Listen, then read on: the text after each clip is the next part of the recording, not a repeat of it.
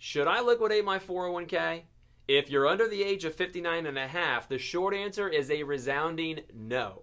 But you're not a bad person for asking this question. I'll give you some reasons to justify this decision and an example of when it doesn't make sense. Let's get to work. What's up, guys? I'm Kay Scholl. Welcome to another financial awareness video. If you're trying to make better financial decisions and grow your wealth, you're in the right spot. If you've clicked on this video, you probably already know the reason why so many people are asking themselves this question.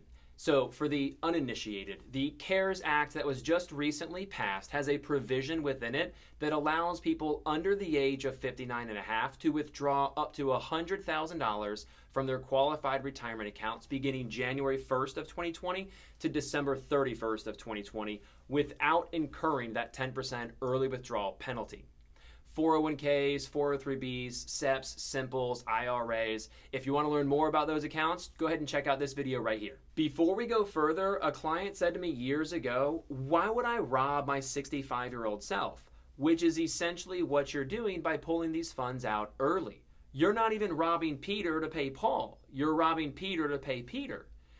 If you can avoid pulling any money out, that is the best way to go. I literally said in my last video to give your dollars a job and let them do their job. You're going to need this money down the road for your future. However, that said, I'm a person too. People have poured their dreams and fears into my head over the years, and I completely understand why you may need to do this. So if you're looking for some reasons to justify this decision, here you go.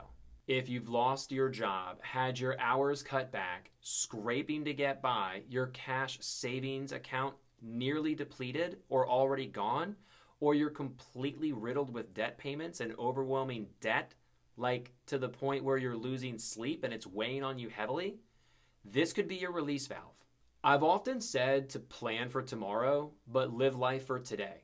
There are seasons in life where you'll have to grind and hustle and put in those long hours. But 2020 is serving up to be a very unique year where many of you want to work hard, but just can't.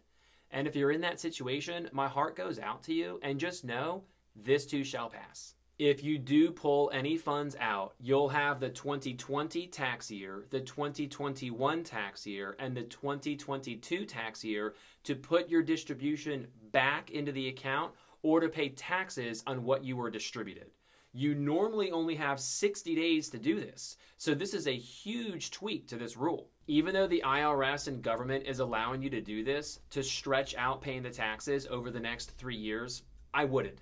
Just use some of the proceeds from your full distribution to pay the taxes right now for the 2020 tax year, and don't play games with future tax returns. But why? We'll do some math in a second, but more importantly, the IRS is one of those main organizations in the United States that you just simply don't want to mess with. This is where the phrase death and taxes comes from.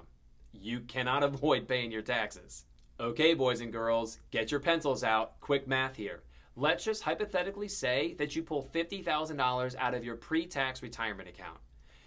You would normally have a $5,000 10% early withdrawal penalty, but as long as you take this distribution during the 2020 calendar year right now, that penalty is waived. However, regardless of the penalty, you're still going to have to pay taxes. Everyone's in a different tax bracket, so for this example, let's just say the 24% tax bracket maybe is what you're in. Let's role play these numbers in this math real quick. That means of the $50,000, $12,000 needs to be set aside for taxes, and I'm suggesting you pay that $12,000 right now out of the distribution that you'll be receiving. That means you'll get $38,000 net after taxes into your checking account. However, if you decide to stretch this $12,000 out over the next 3 years, that means that you would have $4,000 for the next 3 years. Well, in a normal year, if you normally get a $1,000 tax refund, you're actually going to have to owe $3,000. Where's that money going to come from? Here's an example of when you shouldn't pull out any money. Not joking, literally got this call from a client a few weeks ago. Married, couple of kids, dual income, not the best of financial habits, but making progress at making better financial decisions. Really awesome people though, like people you want to have a beer with. They wanted to pull the money out to purchase an investment property. They don't need the money. Both are still employed and never lost their jobs through this whole mess. technically speaking, they would qualify to be able to do this because the IRS guidelines are so loose that anyone can qualify.